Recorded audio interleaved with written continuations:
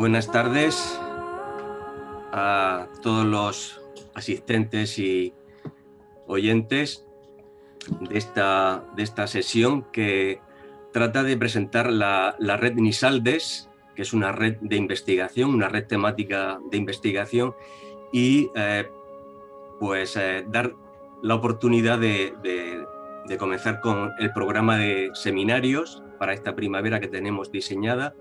Con esto, pretendemos impulsar ámbitos de colaboración entre los diferentes grupos de áreas de conocimiento distintas que convergen en temas, como bien refleja la red, de niveles de vida, salud, nutrición y desigualdad. Agradeceros vuestra presencia, vuestra asistencia, y doy paso sin más a Rosé Nicolau, que va a presentar al ponente de esta tarde, a Fernando Collantes. Hasta pronto. Hola a todos, buenas tardes. Fernando Collantes ya ha dicho José Miguel que es muy conocido, sobre todo en el área de historia económica. Diré dos o tres cosas de él para los que no lo conocéis tanto. Él ha trabajado sobre todo en dos líneas de investigación. Una es la de la despoblación rural en España, sus causas, sus consecuencias, las políticas respecto a este problema. Y ha trabajado también en otra línea, que es el consumo alimentario a partir de 1950, y sobre todo sobre la evolución y los cambios en el consumo de productos lácteos en particular. Ha publicado muchos artículos sobre este tema que podéis encontrar muy fácilmente en línea, y hoy nos presenta el último, en el que anuncia, creo, que seguirá la publicación de un libro, y el cual me alegro, sobre este tema. Yo solo quiero resaltar dos aspectos del interés de este seminario para los miembros del Grupo Redes y para los que habéis conectado hoy y que también se interesan por las temáticas que abarca el Grupo Redes, ¿no? Primero, ya lo ha dicho José Miguel, la alimentación es un campo de interés común a todos los grupos vinculados a esta web, y la leche es un producto de particular relevancia porque lo es en la dieta de distintas etapas del ciclo de vida, y sobre todo en una que determina mucho el desarrollo físico, el estado de salud, como es la infancia. Y me he dado cuenta, porque no he sido yo quien ha organizado los seminarios, pero que quizá no es una casualidad que el siguiente seminario que se ha propuesto en estas sesiones tratará sobre las nodrizas. Por lo tanto, no volveremos de una forma u otra al tema de la leche, en este caso humana.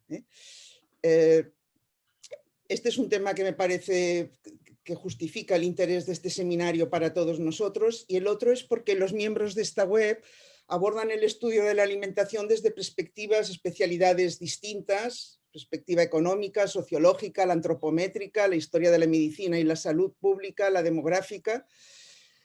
Y creo que la perspectiva adoptada por Collantes no es estrictamente económica, es incluso bastante crítica en los trabajos que se han hecho desde esta perspectiva. Tiene una perspectiva muy amplia, muy poco excluyente, por lo que creo que su exposición puede aportarnos ideas y nuevas preguntas a todos, y que después creo que tendremos ocasión de tiempo de exponer y de discutir, ¿no? Nada más, Fernando, cuando quieras. Muchas gracias, José, por tu presentación, y gracias a José Miguel por invitarme a impartir este seminario inaugural de esta temporada de primavera. Había, como acabamos de ver, un montón de opciones internas, ¿verdad?, de los distintos grupos de investigación que están en la red, y sin embargo, pues me lo habéis propuesto a mí, y es un honor participar en estos seminarios. Creo que además es una idea muy buena, porque nos puede permitir a las personas que trabajamos en estos temas tener un punto de encuentro más o menos regular, de una manera sencilla, relativamente cómoda, porque bueno, pues la pandemia nos ha traído casi todo malo, pero algunas cosas buenas pues nos tenía que traer, y yo creo que esta es una de ellas. Me alegro mucho también de que sea Roser quien me haya presentado, porque bueno, lo ha mencionado José Miguel, pero yo también quería hacerlo. No está con nosotros Pep Pujol, que es una persona que fue importante en esta red y que dentro de este propio tema del consumo de lácteos pues también fue muy activo, y a mí me habría gustado mucho que lo hubiera visto cómo iba avanzando este proyecto, porque además conforme pasaban los años él iba siendo más receptivo y nos íbamos entendiendo mejor, y es una pena que no pueda ver el final, porque lo que quiero presentar hoy es el estado en el que se encuentra este proyecto sobre el consumo de lácteos en España desde los años 50, que es un proyecto que ha atravesado diferentes etapas, se ha visto interrumpido en varios momentos por otras cosas que iban surgiendo, y que en este momento se encuentra cerca de estar terminado, y como comentaba Roser, pues me gustaría recoger toda esta sintetizar lo que he aprendido sobre este tema en libro, y este texto que presento en el día de hoy y que José Miguel también difundió, es un texto en el que no entro en gran profundidad en ninguno de los distintos capítulos o de las distintas partes de mi historia, pero sí que es con el que espero presentar de manera general, lo más completa posible, cuáles son los diferentes temas que se tocan y los argumentos principales que yo he ido defendiendo en artículos sueltos o en otras publicaciones. Y bueno, pues ese es el sentido en el que hoy lo que quiero hacer es presentaros el estado en el que se encuentra este proyecto, que creo que es muy avanzado para algunas partes y todavía un tanto preliminar para otras. En este proyecto hay tres grandes preguntas que son las que yo me planteo. La primera es una pregunta descriptiva y que tiene que ver con las características del cambio alimentario, del cambio en el consumo alimentario después de la Segunda Guerra Mundial y hasta el presente. Este es un ámbito en el que diferentes autores, por ejemplo, en economía agraria, Louis Malassis, pero también desde la geografía, la sociología, también desde la historia, en cierta forma, se plantea la idea de que desde la Segunda Guerra Mundial hasta acá, en el mundo desarrollado ha habido dos etapas muy diferenciadas en la evolución de las dietas, y que el punto de ruptura entre ambas está más o menos en los años 80. La primera etapa habría sido algo así como la etapa final de lo que llamamos la transición nutricional, y una vez completada esa transición nutricional, se habría abierto una fase nueva que Malassis y otros asocian con la sustitución de alimentos sencillos por otros más complejos, más sofisticados.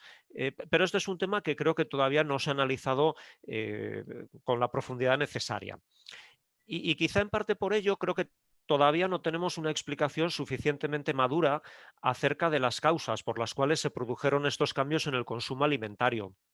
Creo que un punto muy bueno para empezar es el capítulo que Peter Cholier escribió en este libro de compilación sobre la historia alimentaria a nivel global, en el que plantea muy bien que existen factores macroeconómicos que influyen sobre los cambios en el consumo alimentario, pero que al mismo tiempo son muy importantes los cambios en la cadena productiva y el modo en el que esto influye sobre los consumidores, y toda una serie de factores sociales, culturales, que en cierta manera Solier agrupa ahí, pero que creo que hasta ahora no hemos tenido suficientes estudios de caso que de manera más minuciosa expliquen el papel que cumplen estos diferentes factores y su importancia relativa en cada uno de los periodos.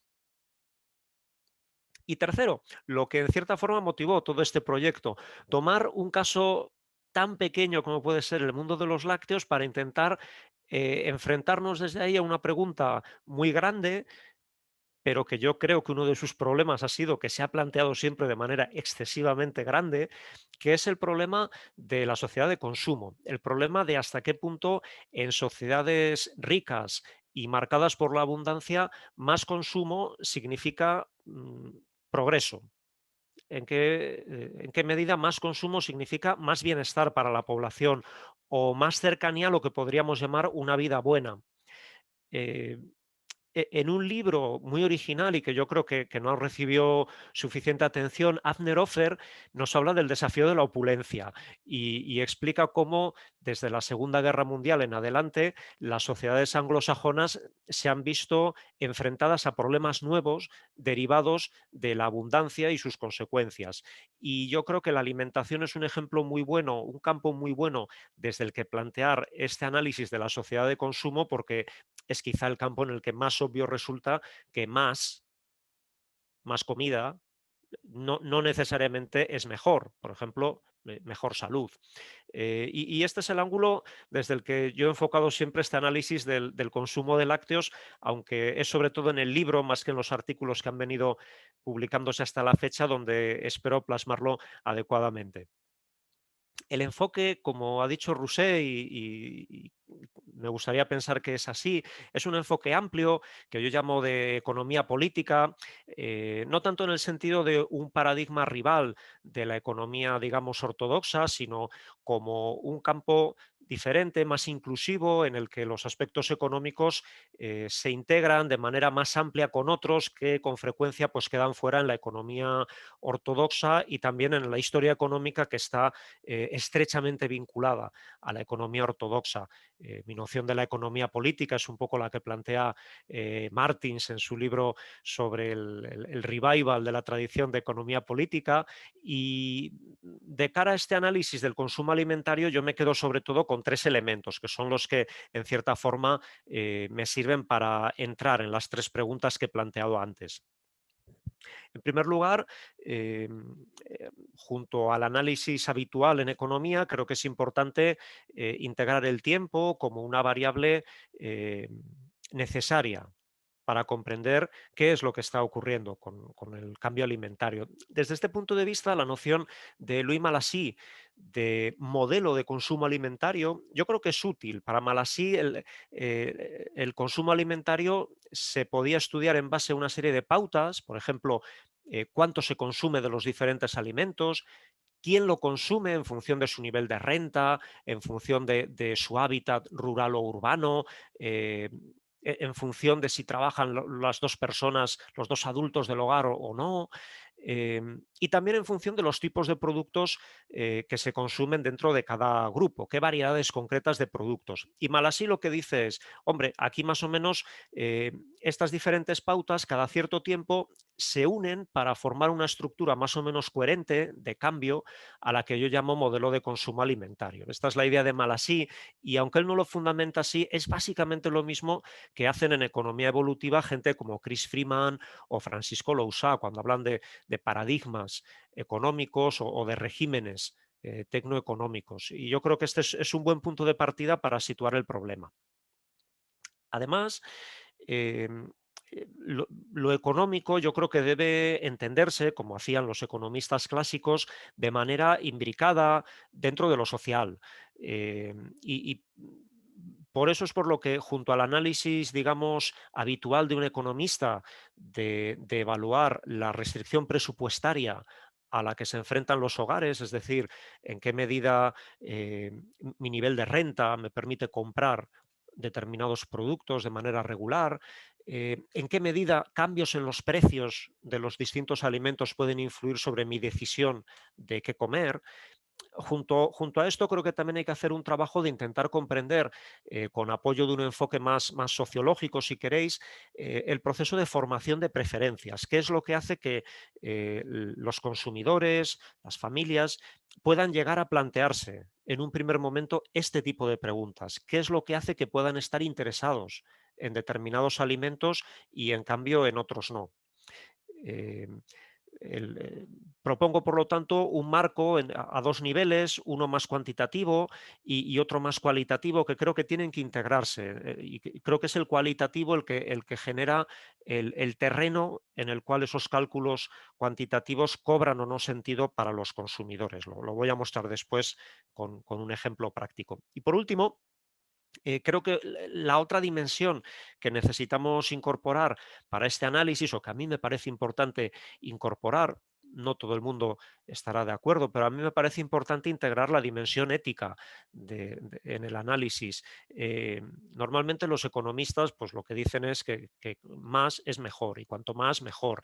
Y en cierta forma en la historia económica, con razón, nuestra narrativa central ha sido siempre cómo hemos pasado de sociedades pobres, con graves problemas de escasez, a sociedades marcadas por la abundancia en las que podemos desarrollar una vida más cómoda. Esto está bien, sin embargo, hay una enorme literatura en el último siglo aproximadamente que nos muestra también o que sugiere también vías en las que esa sociedad de la abundancia no es necesariamente el final de los problemas, sino que puede ser el inicio de problemas nuevos que requieren que los visualicemos. Esto es lo que vienen a decir, por ejemplo, Robert y Edward Skidelsky en su libro ¿Cuánto es suficiente?, en el que se apoyan en Keynes para sugerir que nuestra sociedad de consumo nos está en cierta forma desviando de la vida buena, porque dicen ellos, la vida buena requiere hasta cierto punto que adoptemos una noción de suficiencia,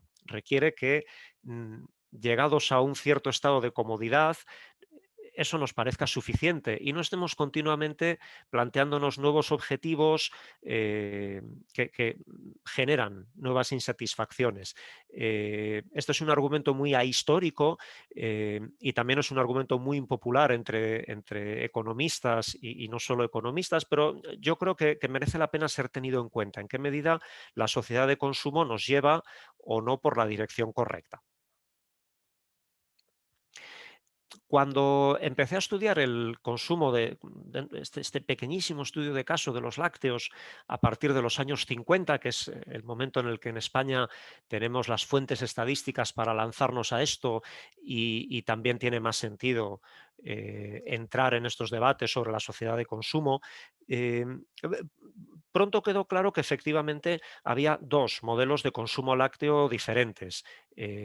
Ya viendo el indicador más sencillo, que es el consumo agregado, es decir, el consumo de productos lácteos por persona y año a lo largo del tiempo, podemos ver que existen dos fases muy diferenciadas. Hasta los años 80 el consumo de productos lácteos estuvo creciendo y lo estuvo haciendo muy deprisa, sobre todo a partir de mediados de los años 60.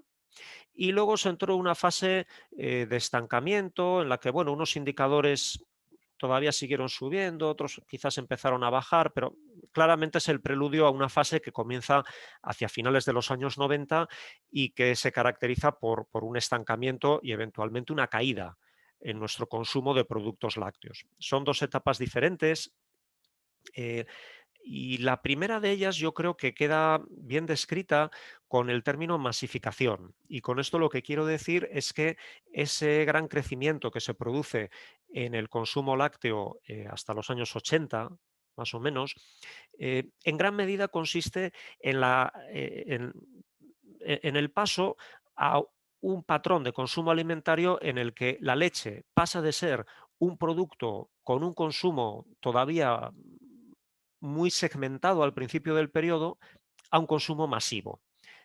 Fijaos que al comienzo del periodo, lo podemos ver en el triangulito negro al comienzo de la gráfica, en 1964 la región más consumidora de leche, que es la cornisa cantábrica, consume más del doble de lo que se consume, por ejemplo, en las provincias mediterráneas. Y también hay grandes diferencias por clase social. El cuartil de hogares con mayor nivel de renta tiene un consumo que es cerca del doble también del que realizan los hogares del último cuartil por nivel de renta. Y como podemos ver en la gráfica, lo que ocurre durante ese gran movimiento de expansión de los años 60, 70, es básicamente que la leche se masifica, deja de ser un producto solo de algunas regiones o de algunos grupos sociales y se convierte en un producto de consumo masivo. Las diferencias entre regiones se suavizan enormemente y las diferencias entre grupos sociales desaparecen por completo. Y los ricos no consumen más leche que los pobres hacia el final de este periodo.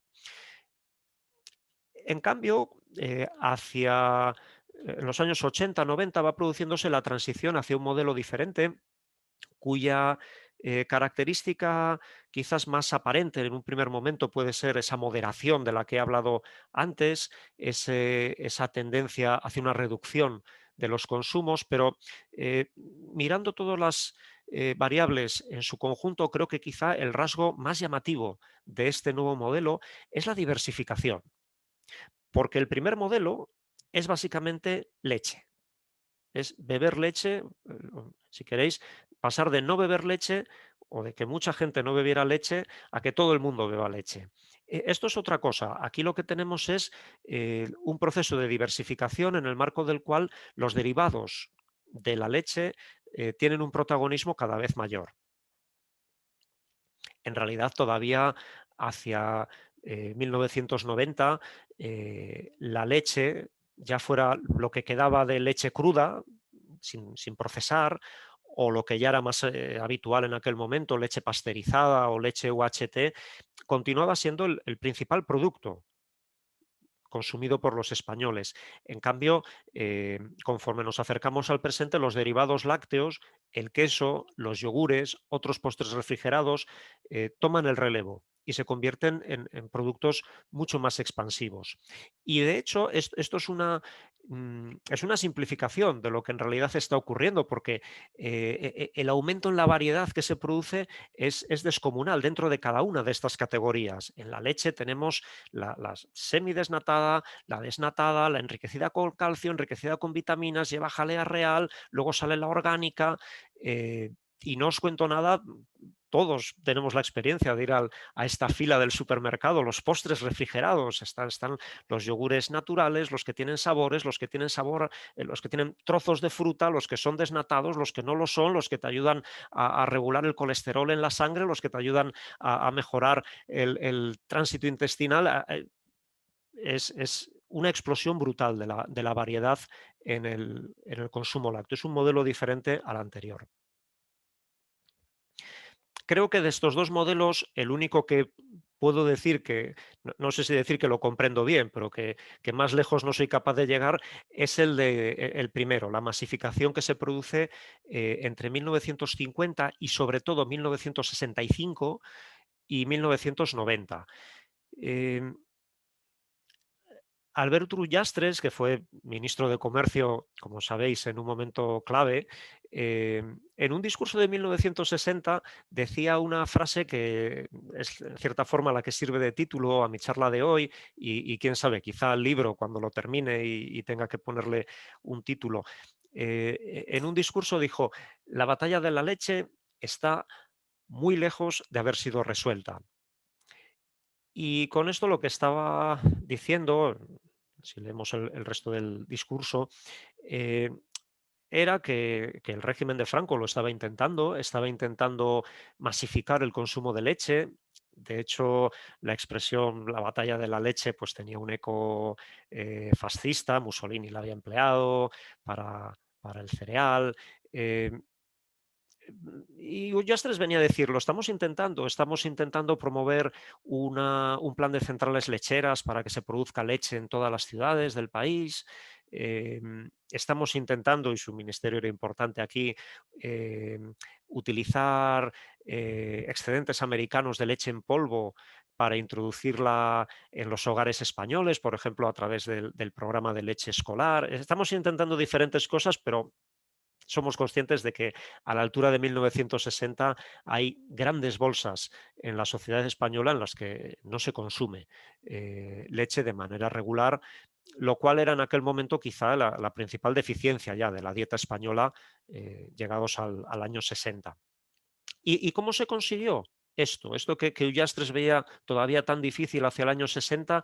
¿Cómo pudo ser que a partir del 65 aproximadamente empezara a coger verdadero impulso y se completara esa difusión del consumo de leche por todas las regiones del país, en todos los grupos sociales? Bueno, pues en primer lugar, la sospechosa habitual de cualquier economista, la restricción presupuestaria. Lo primero, pues yo creo que consistía en intentar ponernos en la piel de un hogar tipo y posteriormente de un hogar tipo de diferentes clases sociales, de diferentes regiones, e intentar ver cuánto podría suponer para ese hogar, desde el punto de vista económico, consumir leche de manera regular.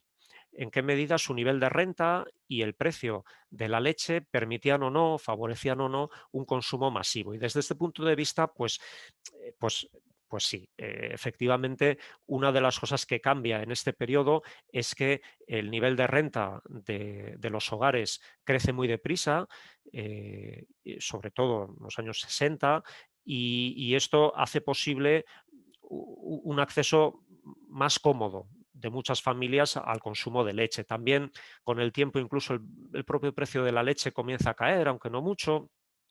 Eh, es algo así como esto. En la parte, en el eje vertical, lo que tenemos es qué parte del presupuesto familiar en cada provincia eh, tendría que utilizarse en caso de que la familia decidiera consumir más o menos una taza de leche al día.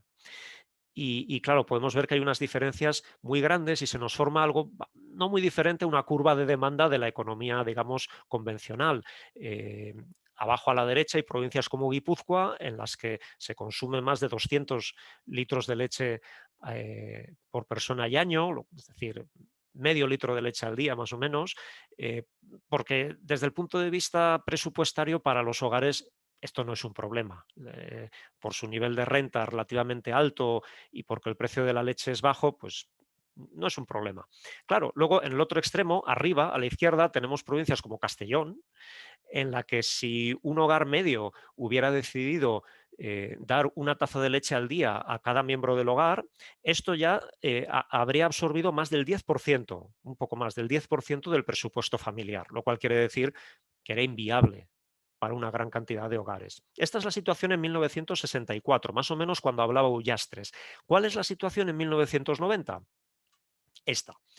Todas las provincias se nos han ido a la parte de abajo de la curva porque aunque en unos sitios va a seguir consumiéndose más leche que en otros, la restricción presupuestaria ha dejado de ser un problema grave en cualquiera de ellas. En todas partes, consumir una taza de leche al día, cada miembro de la familia ya absorbe menos del 2% del presupuesto familiar. Así que, bueno, pues esta es una parte de la historia que yo creo que había que comprobar, que no es muy sorprendente, pero que nos establece un poco el marco económico en el que se producen estos cambios. ¿Qué es lo que ocurre? Pues que después de hacer estos cálculos y muchos otros, encontré también algo sorprendente y es, estos cambios solo ocurren a partir de mediados de los años 60.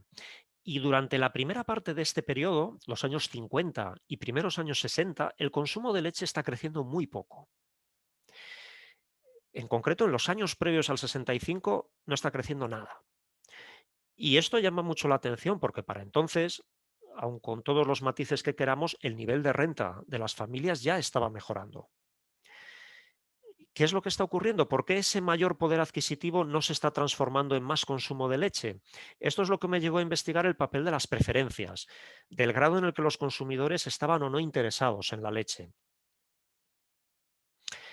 Y aquí es donde creo que el análisis estadístico que había por detrás fue muy útil, porque de no haberlo tenido, lo que yo habría pensado es que simplemente estábamos ante una historia sencilla, podríamos decir, en la que lo que ocurre es que mucha gente a principios del periodo quizás todavía no está suficientemente al tanto de los mensajes de los nutricionistas que están en este momento ensalzando la leche de una manera brutal en España y en todas partes, de una manera que hoy día nos parece exagerada, pero bueno, en aquel momento se hacía en España y se hacía en todas partes.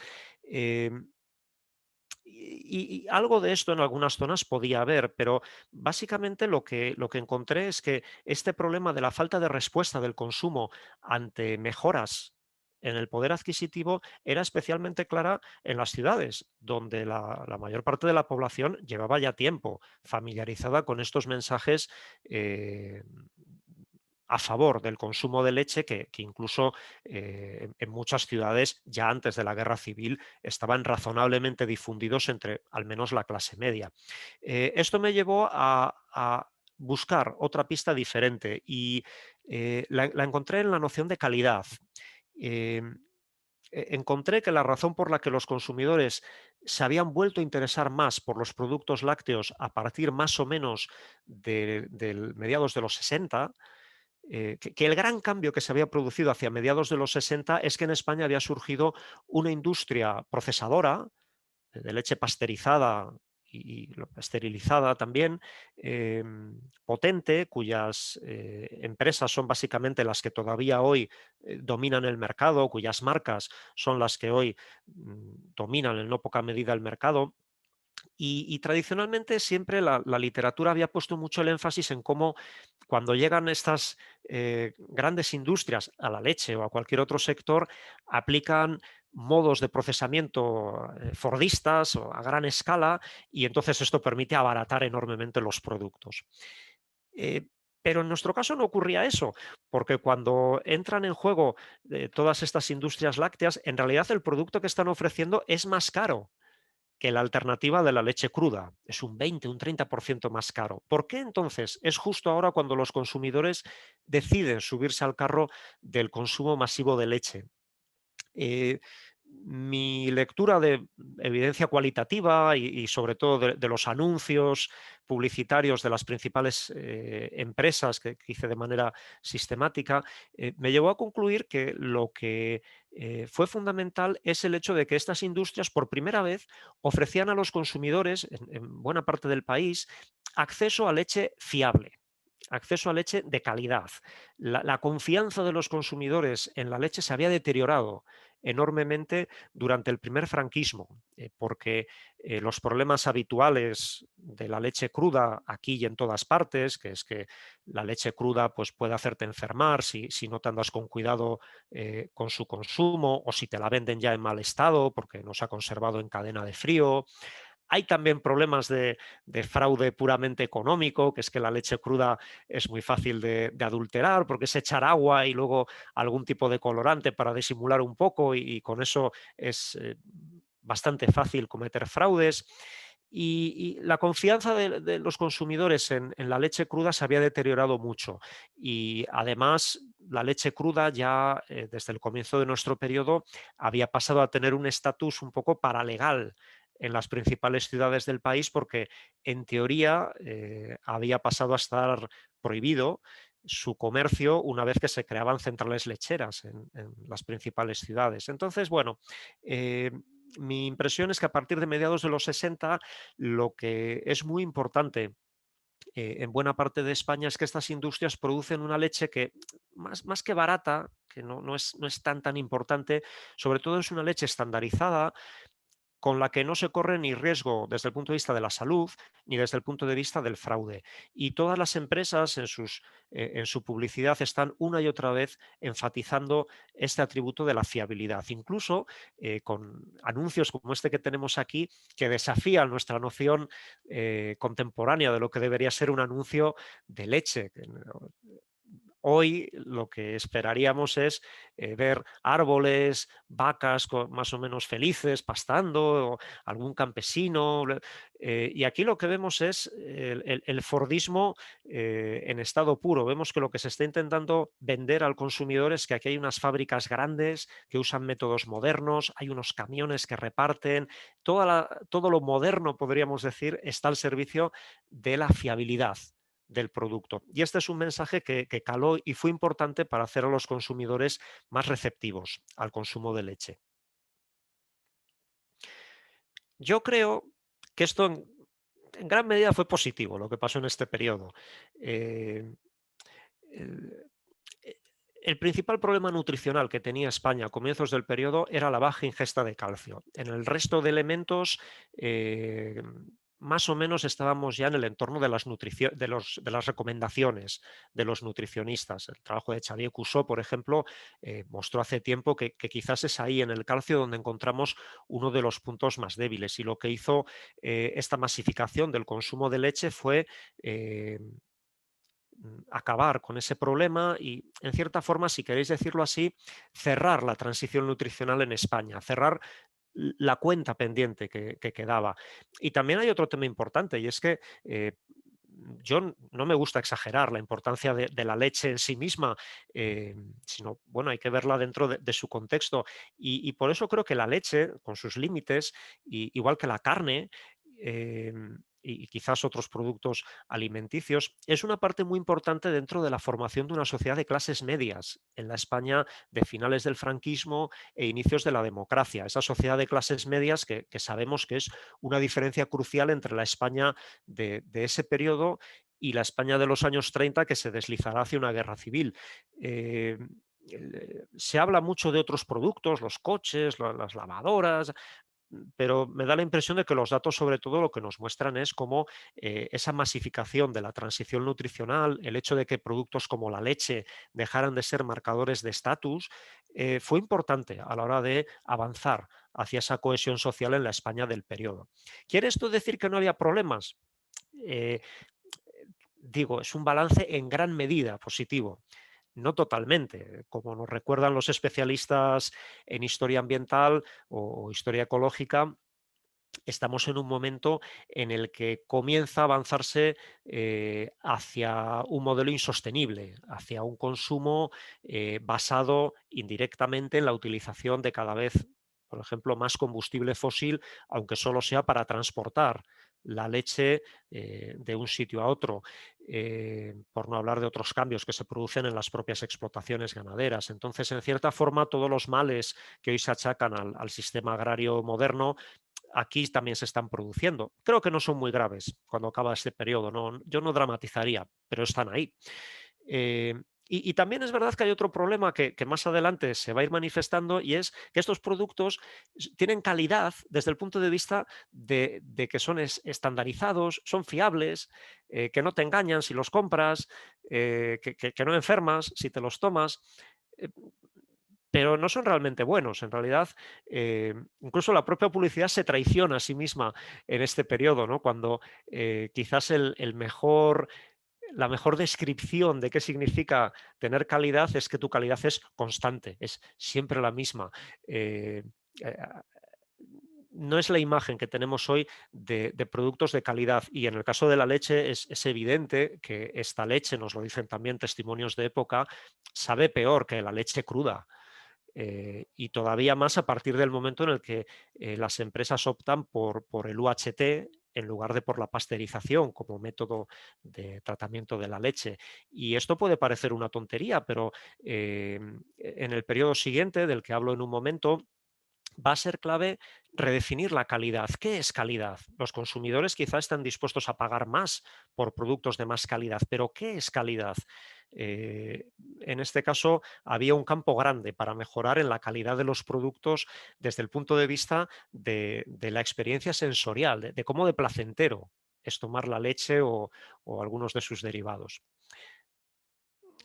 El segundo periodo voy a ser más breve con él porque lo tengo menos trabajado. Es un periodo en el que ya tengo algunos resultados, algunas ideas, también alguna que otra hipótesis que todavía no está confirmada. Y bueno, pues yo lo que quiero hacer es mostraros hasta dónde he llegado, eh, pero dejando claro que esto está bastante más abierto y es bastante más preliminar que lo que ha venido hasta ahora.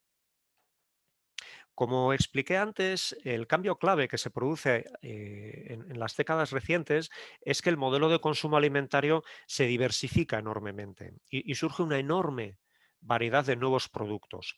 Esto es lo que va a permitir a los consumidores realizar lo que los especialistas llaman sustituciones cualitativas.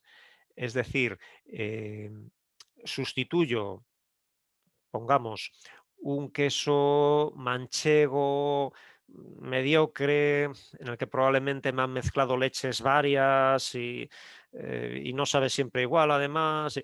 Pues esto lo sustituyo por un queso con denominación de origen, con mucha mayor calidad, o el yogur natural más sencillo imaginable, pues lo sustituyo por un yogur líquido con sabor a frambuesa que me ayuda a regular el colesterol. Y estos productos nuevos lo que tienen es que cuestan mucho más. Pueden llegar a ser 3, 4 veces más caros que sus equivalentes, digamos, sencillos. Y esto es lo que va a permitir poner en marcha algo parecido a una nueva oleada de la sociedad de consumo en lo que se refiere a productos lácteos. Los motores de esta nueva oleada son productos más sofisticados, más procesados y que buscan atraer al consumidor ofreciéndole algo más que los productos sencillos a los que venía estando acostumbrados, como la leche entera, el yogur natural, el queso manchego. Eh, y hay una parte socioeconómica importante aquí, porque tanto desde el punto de vista temporal, que es lo que se ve en esta gráfica, como si dividimos por grupos sociales, por estratos de renta, vemos que son sobre todo los periodos más positivos en lo macroeconómico y los grupos sociales con niveles de renta altos los que están tirando de esta tendencia. Aquí, por ejemplo, podemos ver el valor unitario del kilogramo o la caloría láctea consumida. ¿Y qué vemos? Vemos que a partir de finales de los años 90 hay una tendencia brutal al aumento de este indicador. ¿Por qué? Porque se están sustituyendo productos lácteos relativamente sencillos por otros que supuestamente ofrecen otras cosas, pero son bastante más caros. Esto se ve interrumpido en la gran recesión, pero pasado lo peor de la gran recesión, como podemos ver, la tendencia es bastante clara y bastante mayor que en cualquier periodo anterior. Detrás de esto hay un posicionamiento muy fuerte por parte de las empresas en términos de marketing de los nuevos productos, posicionándolos como productos más saludables en algunos casos, en otros casos como productos sencillamente más gustosos, más sabrosos. Eh, lo que pasa es que esta nueva oleada parece claro que ha estado sujeta a unos límites bastante importantes. No solo se interrumpe en periodos de crisis como la gran recesión, y yo apostaría que también los datos para 2020 nos lo van a mostrar, eh, sino que también podemos ver cómo incluso en sus mejores momentos esta nueva oleada del aumento del gasto de los consumidores en todos estos nuevos productos más sofisticados se enfrenta a un contrapeso, yo creo, inesperado a comienzos del periodo, que es que la gente se va a desinteresar por la leche con una enorme rapidez. El consumo de leche líquida va a empezar a caer y una vez que esto coja una cierta inercia, la caída va a ser cada vez mayor, porque los datos nos muestran que hay un factor, el factor clave en esta caída es la edad. Es sobre todo la gente más mayor la que continúa consumiendo mucha leche, con lo cual es probable que conforme se vaya produciendo relevo generacional, el cambio en el agregado del consumo lácteo va incluso a acelerarse. ¿Qué hay detrás de esto? Hombre, hay diferentes cosas. Una que percibo con mucha claridad en las fuentes cualitativas es el hecho de que ser intolerante a la lactosa era algo prácticamente prohibido en la España del primer periodo. Hay testimonios tremendos de los médicos, poco menos que invitando a la gente a ponerse las pilas, a no ser tan egoístas, a no quejarse cuando le sienta un poco mal la leche y hacer lo que hay que hacer, que es tomar un montón de leche. Es evidente que estos mensajes se han ido viniendo abajo dentro de los nutricionistas, que se han vuelto mucho más moderados a la hora de alabar la leche y por lo tanto esto ha contribuido a que una cierta parte de la población que tiene problemas, nos dicen las estadísticas, moderados de intolerancia, es decir, esto no es Asia, donde no es la población afroamericana, que tiene unos problemas muy graves de intolerancia, si es que esto es un problema, que es una cuestión abierta, pero esto tampoco es Suecia, donde nadie es intolerante, esto es más próximo a Suecia, pero hay una cierta proporción de la gente que es moderadamente intolerante, que no le sienta demasiado bien, que no le gusta demasiado, y esta caída de la leche ha sido muy importante y yo creo que es anterior a la aparición, antes de que alguien me lo pregunte, de alternativas como la leche de soja, la así llamada leche de soja o leche de almendra, si es que esto se puede llamar así. Esto en realidad surge en respuesta a que la gente está ya abandonando la leche entera de vaca, o la leche de vaca en general. Y creo también que en este cambio de percepción del papel de la leche, creo que ha sido importante cómo se ha ido abriendo paso una mirada entre los consumidores mucho más ansiosa acerca de la alimentación. Esto es algo que la gente de mi generación, que en cierta forma estamos ahí en la bisagra de un periodo y otro, lo hemos vivido, ¿no? Cómo sentarse a la mesa de cualquier abuelo era sinónimo de enfrentarse a la mayor de las abundancias posible y casi era una falta de educación, no llenarse hasta reventar, ¿verdad? En cambio, hoy, aunque muchos abuelos continúan siendo así legítimamente, no entremos ahora en estos temas familiares, pero lo cierto es que ha cundido un paradigma que los especialistas nos llaman de nutrición negativa, que sobre todo lo que hace es poner el acento en el problema de comer demasiado de ciertas cosas. Y esto ha afectado mucho a un producto como la leche, porque en un primer momento la leche era sobre todo leche entera. Y cuando las empresas empiezan a publicitar de una manera brutal que lo sano es pasarse a los productos desnatados, eh, la alternativa de la leche semidesnatada o desnatada resulta poco atractiva para los consumidores. No han llegado a tomar el relevo de lo que en su momento fue la leche entera. Este anuncio además es interesante porque nos muestra algo que nos cuenta Marion Nestle, por ejemplo, para Estados Unidos, ¿no? Hasta qué punto en este cambio de paradigma eh, la grasa es el enemigo, la grasa es lo peor. Si tomas grasa no tendrás un cuerpo Danone, pero por el camino puedes estar tomando mucho más azúcar que antes, porque estos productos nuevos tienen en muchos casos un enorme contenido en azúcar comparado, por ejemplo, con la propia leche. La grasa es la mala, el azúcar se ha ido de rositas durante mucho tiempo y yo creo que esto ha afectado también a las pautas de consumo. Terminando entonces, eh, ¿estamos progresando?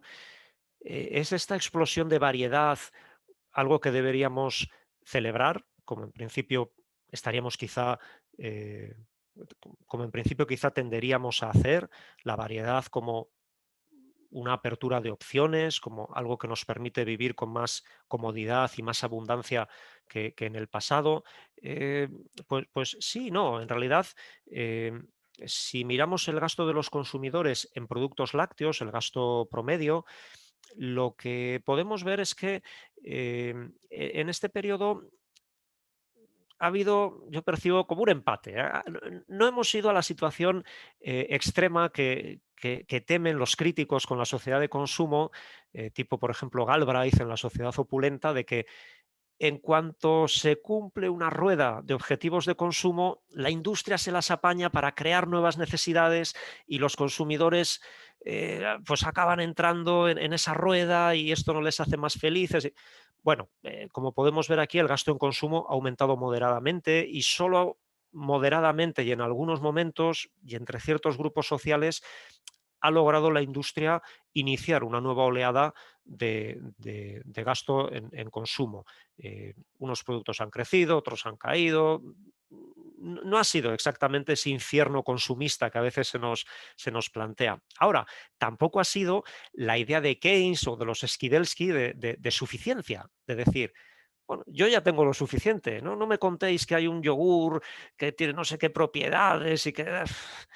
no me pidáis que pague 3 o 4 veces más por ello porque yo ya soy feliz con lo que tengo y no necesito más. Esto tampoco ha sido, porque estoy intentando estimar bien, esto está mal estimado, es muy burdo y no está publicado todavía y no debería estarlo porque todavía no está suficientemente bien hecho, pero la idea sí que creo que está ahí. La línea negra nos representa lo que podríamos llamar la alternativa de vida sencilla. Es decir, si quisiéramos obtener las calorías, por ejemplo, que obtenemos a partir de los lácteos en cualquiera de estas fechas, ¿cuál sería la alternativa más sencilla? ¿Cuáles serían los productos sencillos, poco procesados, más baratos, en los que nos podríamos apoyar? Y esto más o menos es lo que nos da la línea negra, que lo que nos muestra es que a partir de los años 80, 90, se desacopla, se diferencia cada vez más de la verde. Es decir, la diferencia entre las dos líneas, entre lo verde y lo negro, nos está mostrando hasta qué punto los consumidores están dispuestos a pagar por algo más que lo estrictamente básico y la gama, digamos, más sencilla de productos. Y aquí es donde yo creo que está el problema, porque ¿cuántas veces hemos oído? Es que la alimentación orgánica es que es muy cara, es que la gente no se la puede permitir, es que eso es para ricos, es que salvo ciertos niveles de renta es que es muy caro comer bien. Eh, yo creo que estos datos lo ponen en duda para el caso de los lácteos. Hay un margen importante que los consumidores estamos destinando a productos con cierto nivel de sofisticación, con un precio relativamente elevado, y estamos sustituyendo productos sencillos por estos otros productos más complejos y más caros. Y para mí el problema está en que la dirección en la que estamos yendo por aquí eh, no está solucionando los problemas que pudieron heredarse del periodo previo. Por ejemplo, podríamos haber decidido que después de haber entrado al consumo masivo de leche, quizá el siguiente paso podría ser consumir masivamente leche orgánica. Y o, porque sé que este es un tema conflictivo, leche local, leche de la propia zona, que igual puede ser muchas veces más ecológica que la propia leche orgánica. Es un debate amplio, pero en cualquier caso podríamos haber ido por ahí. Y no hemos ido por ahí, o en muy escasa medida hemos ido por ahí. O podríamos haber sustituido productos, por ejemplo, yogures muy estandarizados, muy fordistas, podríamos decir, de comienzos del periodo, por otros caracterizados por una mayor calidad, una producción, si queréis, más artesanal, o en el caso de los quesos, por denominaciones de origen. Y todo esto ha ocurrido en relativamente escasa medida. Ha ocurrido, pero no es la parte central. La parte central es que básicamente estamos comprando productos más caros porque nos gustan más, porque tienen más azúcar, o bien porque sus presentaciones y sus formatos por alguna razón pues resultan más funcionales para nuestro estilo de vida. Este es un tema que tengo todavía insuficientemente trabajado, pero sí creo que se percibe un cierto desvío. Yo creo que la dirección, podía haber objetivos legítimos en este periodo. No digo que la línea negra sea necesariamente donde nos tenemos que ir todos. Puede tener sentido irnos a la línea verde, pero para otro tipo de productos que nos lleven, creo yo, a una vida mejor y a una sociedad mejor. Termino. En relación, por tanto, a las tres preguntas que planteaba al principio, podemos encontrar dos modelos de consumo alimentario desde la Segunda Guerra Mundial hasta el presente. Pues yo creo que este estudio claramente va en esa línea de que hay dos modelos diferenciados, y quizá lo que aporta es que caracteriza mejor el segundo de ellos, porque creo que el segundo modelo, al menos en este caso, no consiste solo en esas sustituciones cualitativas hacia otros productos, sino también en parte en que los consumidores están son cada vez más conscientes de los problemas de comer demasiado. Y esto está haciendo que este segundo modelo, más que la sustitución cualitativa, resulta de una tensión entre esa sustitución y la tendencia a abandonar directamente el consumo de toda una serie de productos. Yo creo que esto no ha sido suficientemente tenido en cuenta. Se ha considerado tradicionalmente que esto no estaba ocurriendo mucho, que la obesidad estaba aumentando, lo cual es cierto, pero yo creo que es una fuerza que está ahí y que hay que tener en cuenta. También creo que lo que este estudio nos muestra es que necesitamos combinar los factores cuantitativos y los cualitativos. En el periodo que mejor domino por ahora, que es el de la masificación, creo que resultaba especialmente evidente cómo si nos limitamos a ser economistas en el sentido más estrecho del término, vemos a unos consumidores a los que les salen los cálculos, pero no entendemos por qué hacen esos cálculos ahora de repente, o por qué los hacen más ahora que en el pasado. Y hay otra rama de la historia alimentaria que tiene el problema contrario, que va directamente al asunto de las preferencias y de las imágenes culturales de los productos, y esto impide muchas veces diferenciar cuál de todos esos factores sociales y culturales influye en la evolución de la dieta. En nuestro caso, el papel de la estandarización como calidad frente al papel de las políticas de promoción, digamos, genérica de los productos, creo que es algo que solo se puede comprender bien a partir de un análisis cuantitativo previo, aunque pueda parecer paradójico. Yo creo que hay un cisma entre estas dos comunidades, la que es más cuantitativa y la que es más cualitativa, y yo creo que ese cisma es muy perjudicial.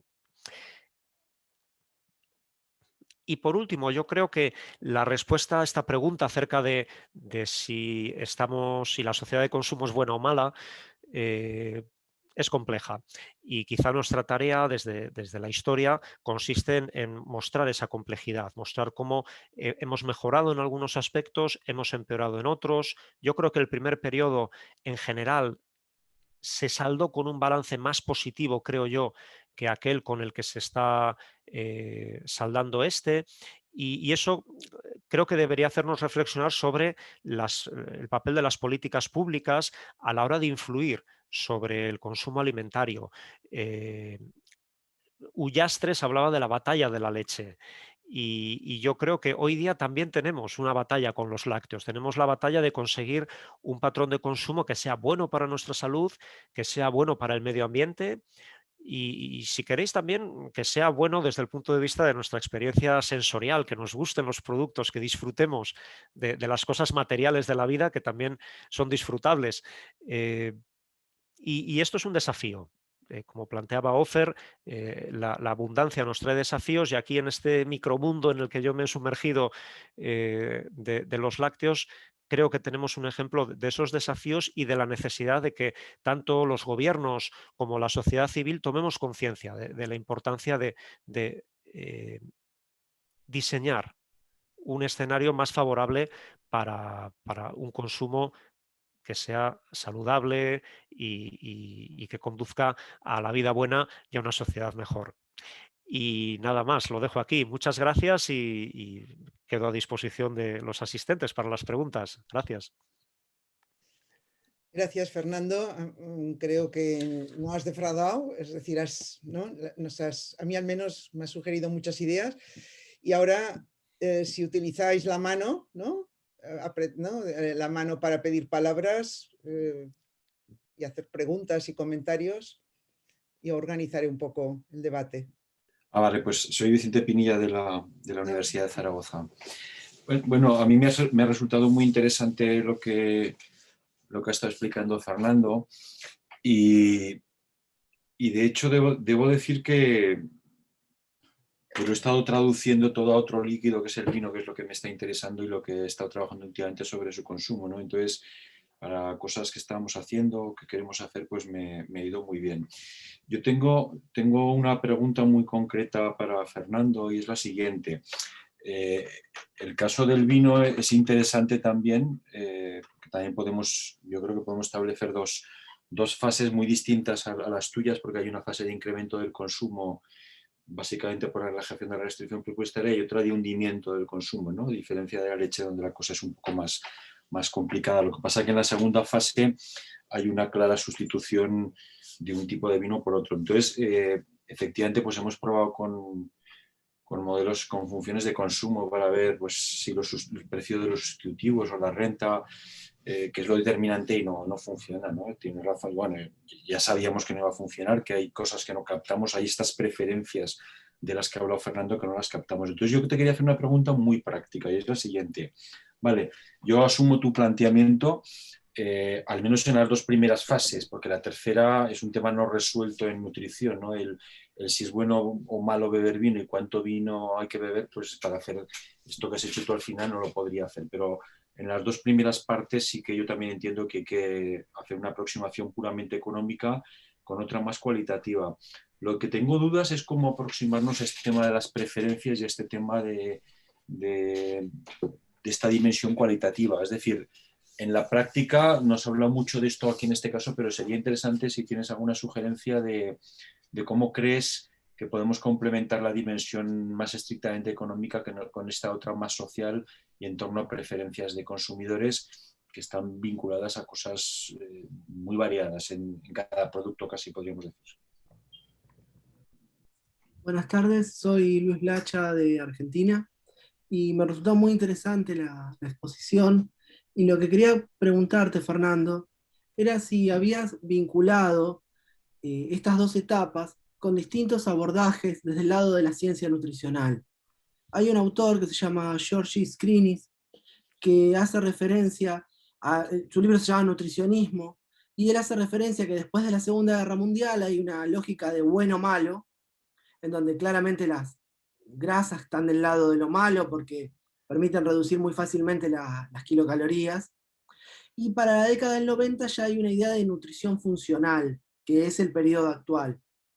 Porque eso me parece que además de las políticas públicas y de los incentivos a la producción, también es un factor tanto para guiar al consumidor como para presentar estrategias, por ejemplo, de marketing por parte de las industrias lácteas, que muchas veces están por fuera de la capacidad productiva que tendría el país, ¿no? Muchas gracias. De acuerdo, ahora Patricia Suárez. Sí, ¿verdad? Bueno, espero que se me oiga bien.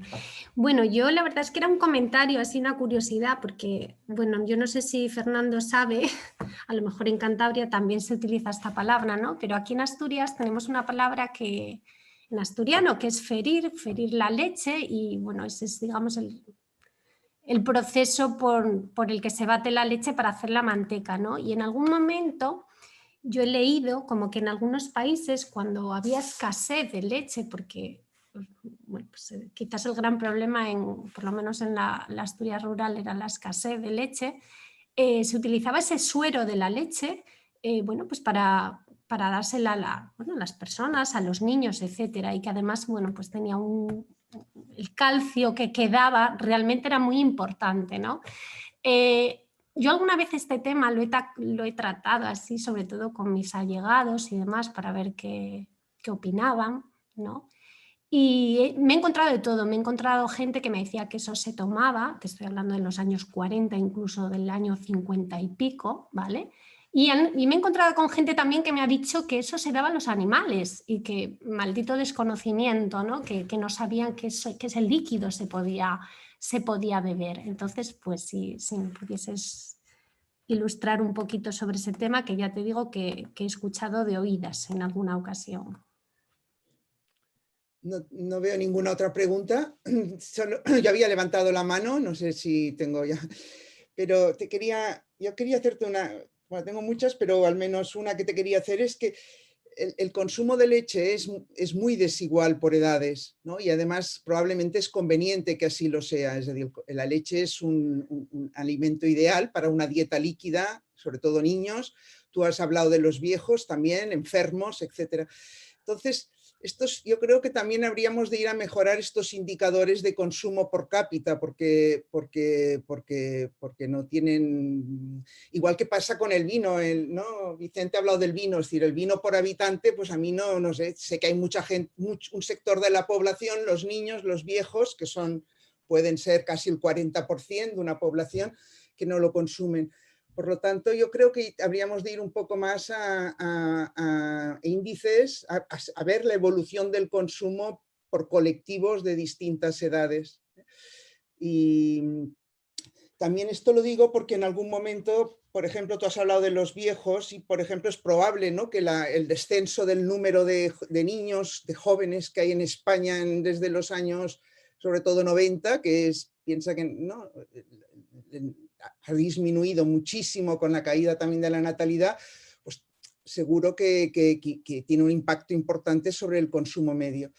Y la otra cosa que quería comentar, que también ha sugerido Vicente, y es que yo no estoy muy de acuerdo cuando tú planteas esta dicotomía entre que los economistas dan las preferencias no se ocupan de las preferencias.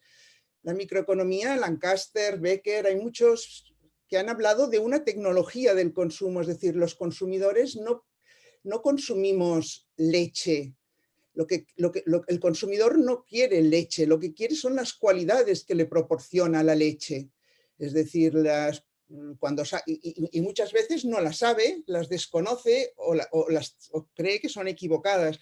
Pero cuando consume leche, pues antes era un alimento para los niños, que no había otra alternativa, pero son proteínas, son lípidos, son ¿no?, azúcares, hidratos, ¿no?, y vitaminas, calcio, pero también es el gusto, como tú dices, es decir, busca satisfacer una serie de utilidades que decimos, ¿no?, pues como son el gusto, los nutrientes, el trabajo que tiene incorporado, los servicios que tiene incorporados, es decir, muchas veces el consumo de postres, no sé, de flan, pues te ahorras hacer un flan en casa, ¿no? Es decir, que no es una alternativa, ¿no?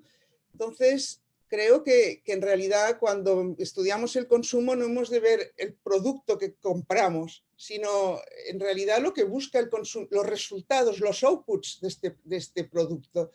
Y en realidad es cierto que es un campo de la microeconomía que no ha tenido mucho éxito, bueno, es decir, que se ha desarrollado poco, pero por ejemplo Mokir está escribiendo, ¿no?, mucho sobre este tema y cómo cambia la tecnología de los consumidores, ¿no?, cómo cambia, digamos, el uso que hacen de los inputs que compran y las cualidades que obtienen. Entonces, cuando estudiamos el consumo nos fijamos mucho en lo que se compra. Igual que cuando se estudia la producción, se estudia mucho en el output, en lo que se vende, ¿no?, y menos muchas veces en el proceso, ¿no? Entonces, yo no lo veo. Esto no quiere decir que la economía lo abarque todo. Es decir, creo que es fundamental, por ejemplo, los conocimientos científicos, cómo cambian, ¿no?, las cualidades que observamos en los bienes, etc. La tecnología, la nevera, por ejemplo, tú dices, ¿por qué no aumenta en los años 50? Yo en los 50 era muy pequeña, pero en los 60 no tanto, y recuerdo que ibas a cualquier pueblo y no había más que leche condensada. ¿Por qué? Porque no sé si había leche, pero si la había, no habían neveras. Las neveras, ¿no?, hasta finales de los 60, la mayor parte de familias no tienen. Entonces, estos aspectos creo que los economistas no es que no entren dentro de la economía, es que la economía los aborda poco, pero son aspectos económicos. Perdona, Rosé, mientras tú hablabas, hay algunas preguntas en el chat. Y vale. Sí, por ejemplo, Manuel Martín, yo voy por el orden que veo siempre aquí. Sí, Manuel. pero Dori, Adoración Álvaro Moya, Dori preguntaba si la apertura del país y afluencia de turistas Está en el chat, perdón, pues vale. Sí. Con otras pautas de consumo, si puede influir de alguna manera en las pautas de consumo. Luego hay otra de Xavier Couchot, no sé si la estás viendo. Sí, dice, el patrón de consumo de leche en España similar al de otros países de la Europa occidental. ¿Se podría inserir en el modelo de transición nutricional? Y luego Josep Bernabeu pide la palabra y también yo he visto Manuel Martín. Manuel Martín. Como lo he citado antes, Manuel Martín. Hola, buenas tardes. Felicidades, Fernando, por el trabajo, lo primero.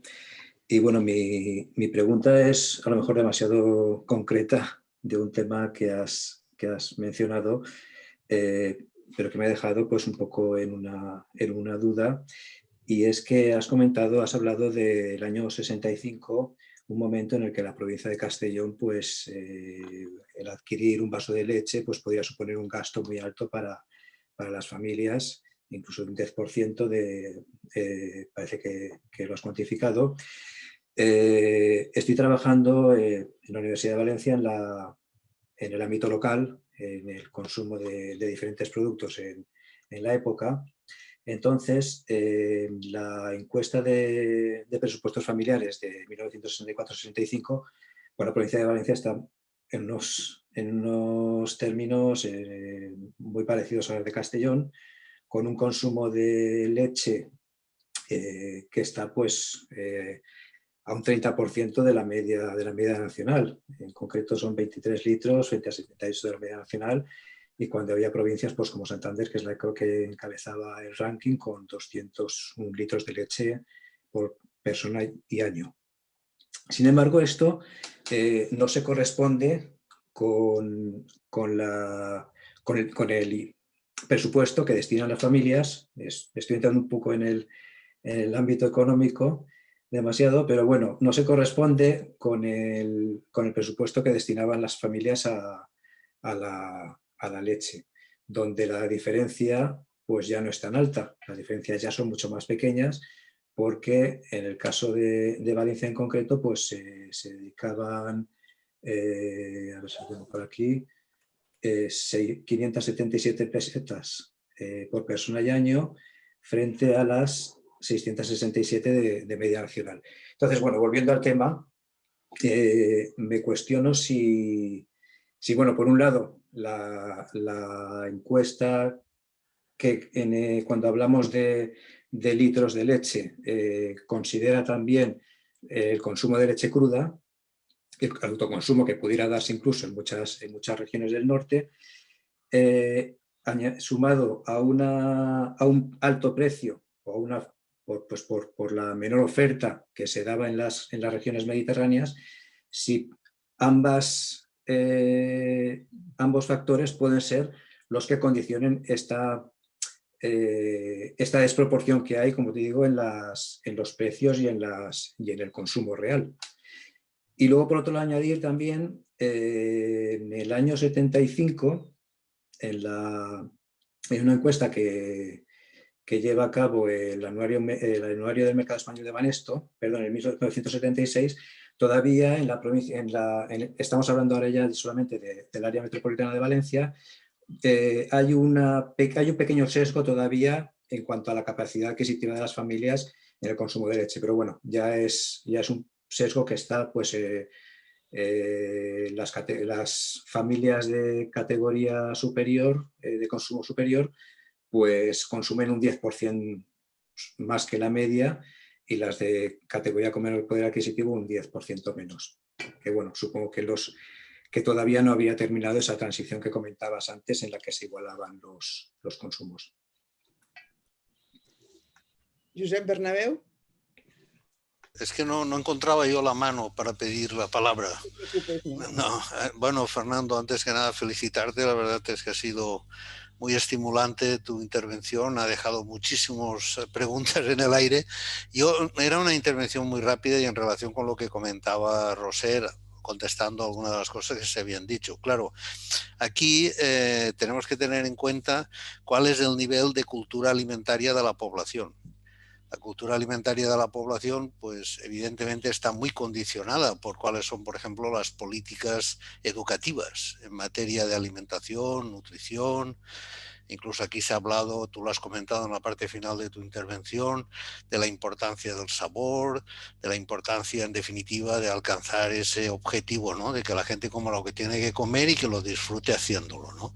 Entonces, claro, en este país concretamente, en España, tuvimos la experiencia del programa EDALNUR, Programa de Educación en Alimentación y Nutrición, que por ejemplo puso mucho énfasis en un alimento protector como era el de la leche, pero después aquello se desactiva a finales del siglo XX, y no hemos vuelto a tener otras políticas y otros programas de un alcance como el que tuvo el programa EDALNUR para generar unas culturas o una cultura alimentaria que empodere realmente a la población de cara a la decisión de qué es lo que consume, ¿no? Es decir, en definitiva, esas preferencias de las que se hablaba.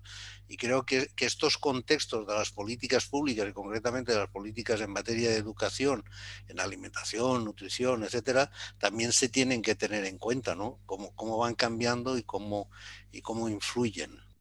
Muy bien, de acuerdo. Pues bueno, muchas gracias a todos.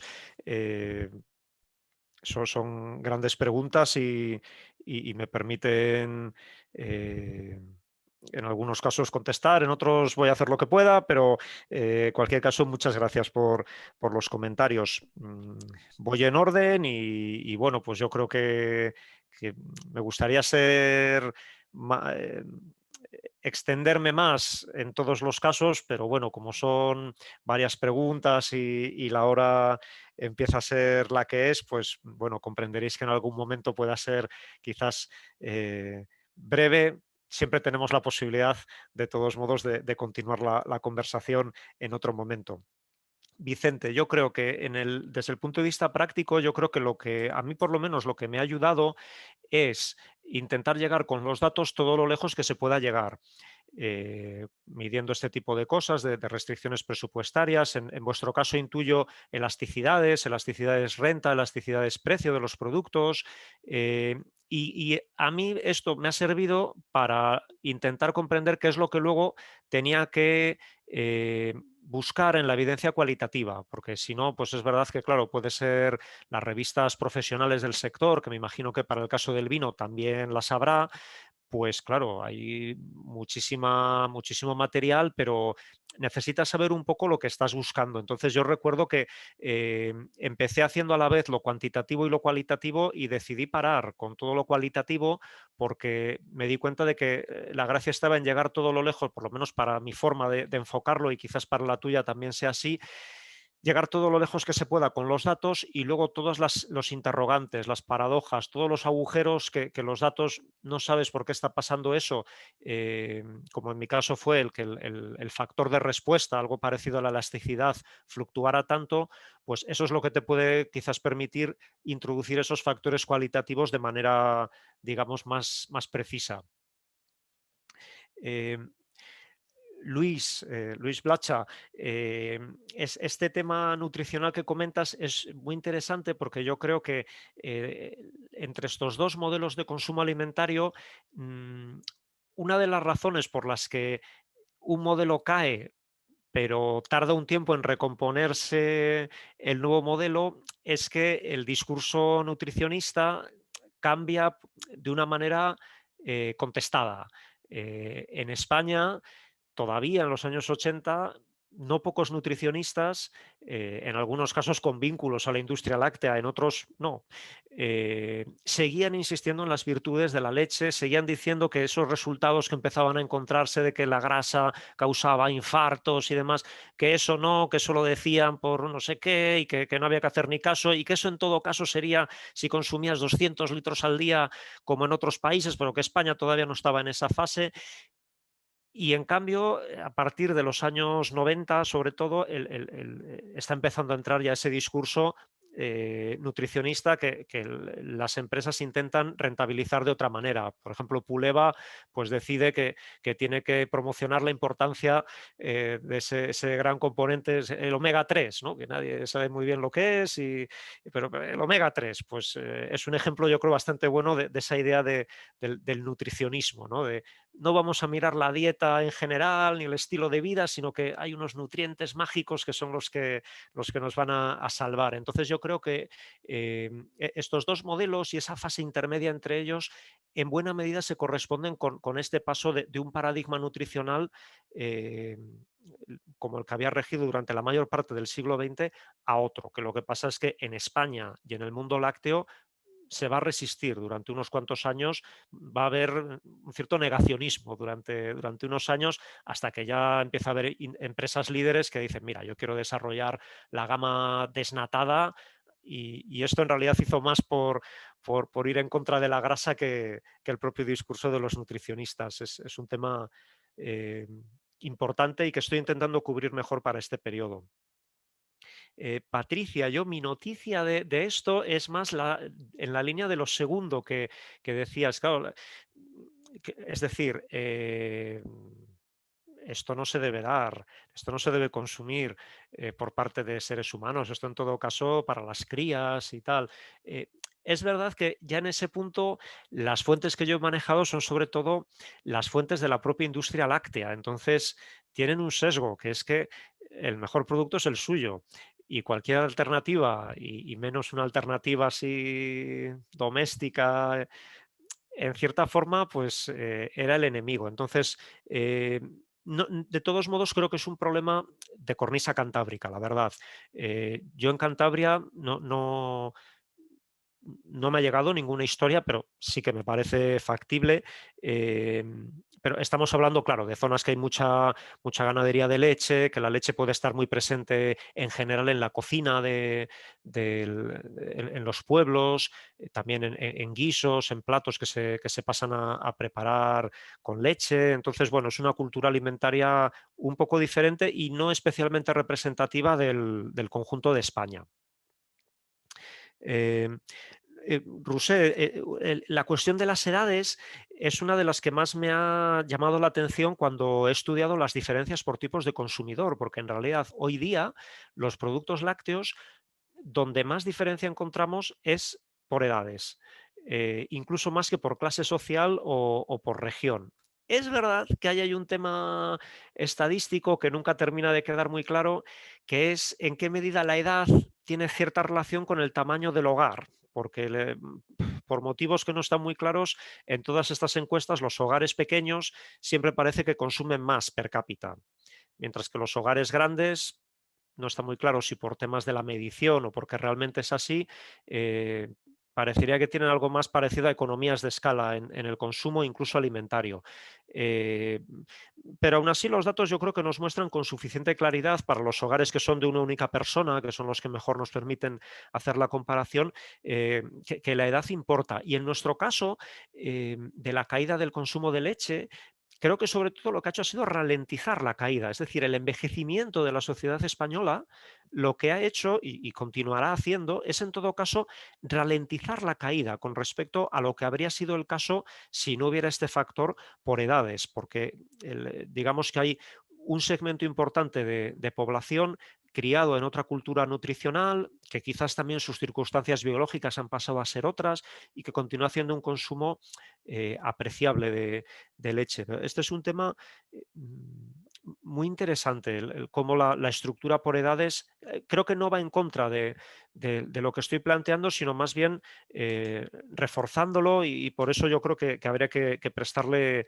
más atención de lo que yo he hecho en esta presentación, que ha sido un poco o nada.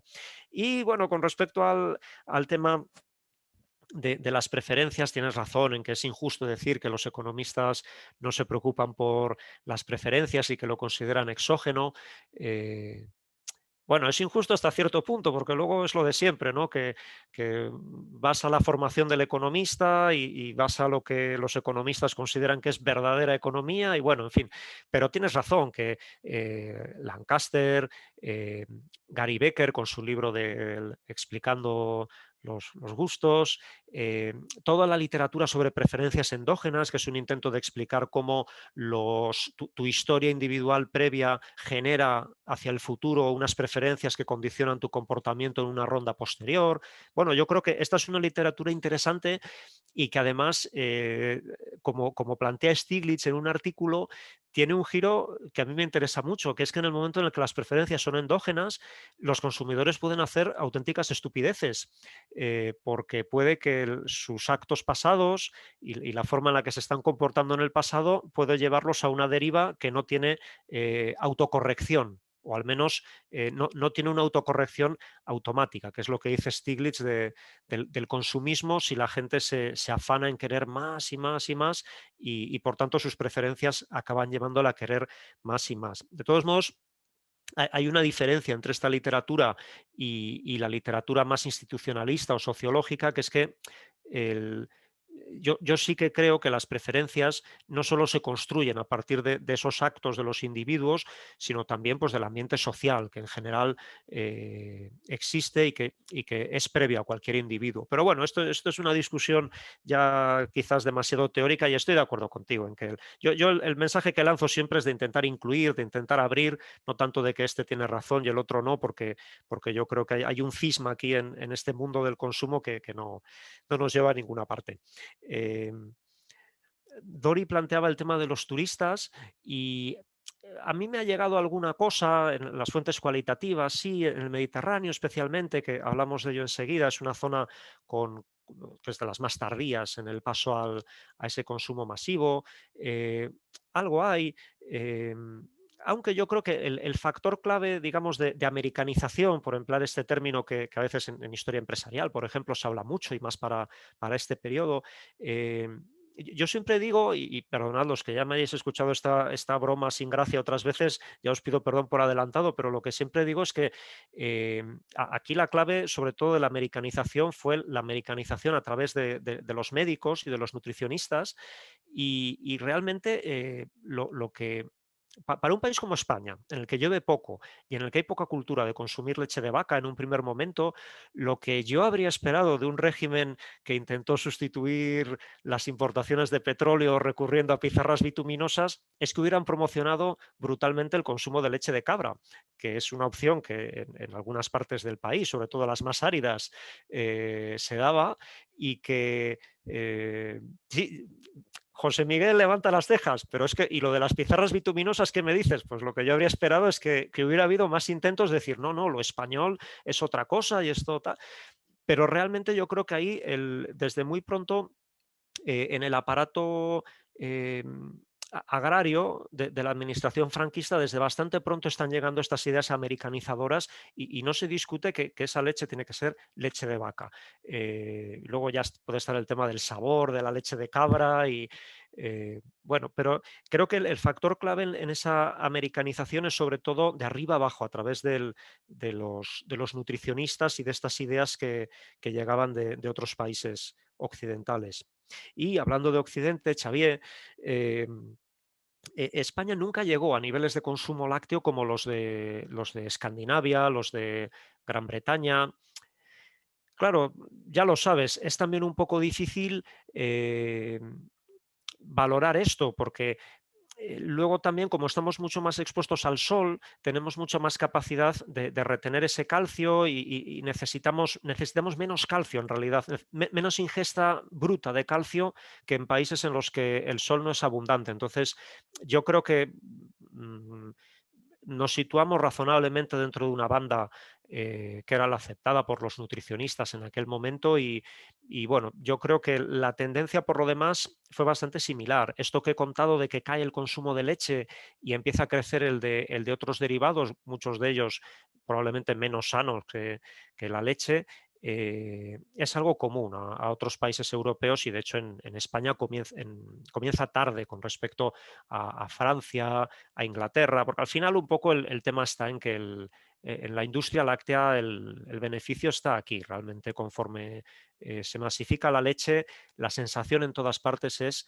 no solo en España, es que para seguir haciendo dinero en el sector tienes que pasarte a los derivados. Con variedades de leche no vas a llegar muy lejos. Yo creo que se inserta esto dentro de la teoría de la transición nutricional. Lo que pasa es que, bueno, como he defendido en algunas publicaciones, yo creo que además de que hay varias transiciones nutricionales, como muchos habéis defendido y con razón, yo creo que la transición nutricional tiene dos etapas muy diferenciadas, antes y después de que entre la industria procesadora en una mayoría de cadenas productivas. Entonces, yo creo que hay unas diferencias muy importantes y en ese sentido estoy quizás un poco más en esta idea de que la teoría de la transición nutricional se comprende mejor dentro de la teoría de Malasí, de los modelos de consumo alimentario. Pero en lo práctico, el reto es definir entre todos con nuestra investigación y en qué consiste el modelo posterior a la transición nutricional, el cambio de comportamiento, en qué consiste. Y esto es algo que está todavía un tanto difuso y que estaría bien clarificar. Manuel, efectivamente, lo que planteas con los datos sobre Castellón, Valencia, o la comparación de estas provincias del Levante con otras del Cantábrico, lo que nos muestra es que, claro, que haciendo un esfuerzo económico bastante parecido en términos absolutos, el precio de la leche hacia los años 60 había llegado a ser tan alto en términos relativos en el Levante, que era muy difícil para las familias hacer un consumo regular, continuado de leche. De hecho, y esto, aunque tengo algunas ideas, necesitaría un estudio más detallado. ¿Por qué era tan alto el precio al consumo de la leche en estas provincias? Porque había otras provincias que quizás por condiciones climatológicas pues no eran las que podían tener una ganadería lechera muy potente y todo lo que queramos, pero llama la atención lo altos que eran los precios aquí. Salvador Calatayud y Francisco Medina tienen un artículo muy bonito sobre lo que ellos llaman, el título del artículo, Leche sin prados, que es toda la red empresarial, social, todo el tejido que en las décadas previas a la guerra civil está intentando vencer estos obstáculos climatológicos y de todo tipo para intentar poco a poco pues, ir introduciendo el consumo de leche. Y mi sospecha, pero no he leído nada que me lo confirme directamente, es que la guerra civil y el primer franquismo desarticulan esas redes, además de cortar el acceso a alimentación importada para el ganado, que era clave en esta estrategia en muchos sitios. desarticula estas redes, un poco en la línea de lo que nos ha contado Lourenço Fernández Prieto en general para las redes de innovación. Y me da la sensación de que ahí hay un golpe especialmente fuerte de unas redes que les cuesta mucho recomponerse cuando llega la guerra civil, y además la autarquía dificulta mucho el alimentar a los animales con recursos externos. Y no conocía la fuente del anuario Banesto en el sentido que tú la utilizas, pero parece razonable. A la altura del año 80 la distancia ya por grupos sociales era muy pequeña, inexistente, casi, y encaja bien el hecho de que ese dato para los años 70 esté en algún sitio a medio camino entre la gran brecha de los años del 64 y la brecha prácticamente inexistente del 80. Ahí, relacionado con esto, hay un detalle interesante, ¿no?, de cómo en el 90 temporalmente empezó a ocurrir lo contrario.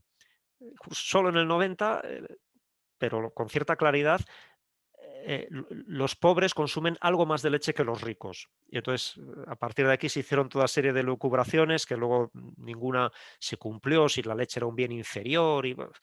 Pero sí que este dato de los 70 que comentas, Manuel, yo creo que encaja muy bien con lo que los otros datos parece que nos están mostrando.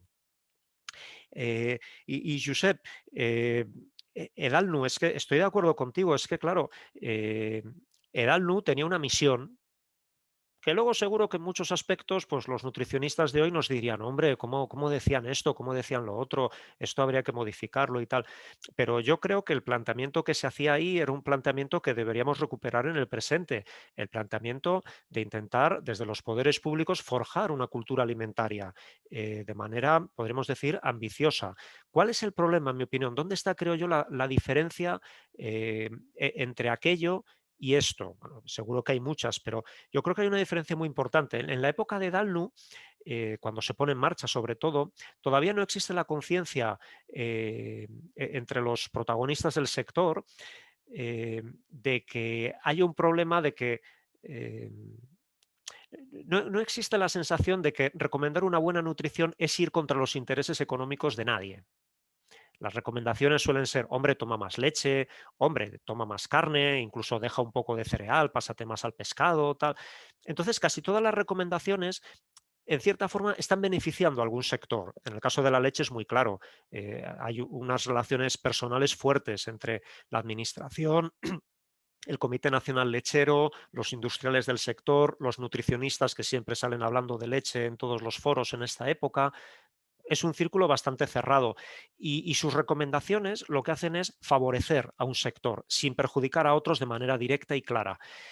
Y me temo que esa es la diferencia con respecto a lo que tenemos hoy, que claro, hoy creo que promover una cultura saludable, etcétera, positiva en las distintas dimensiones que estamos hablando, en no poca medida atenta contra los intereses de productores, y esto hace que sea más difícil, creo yo, que en el pasado el implantarlas. Quizás ahora un poco de la mano de esta idea de Mariana Mazzucato, el capitalismo de las misiones, de tener misiones, de fijar retos, de intentar canalizar las energías hacia esos retos y no confiar únicamente en las señales que los mercados van mandando, pues quizás por aquí, con la estrategia de la Comisión Europea, desde de la granja al tenedor, bueno, veremos si por aquí puede salir algo más ambicioso, pero veo esta dificultad, que en esta época histórica eso implica atacar determinados intereses empresariales.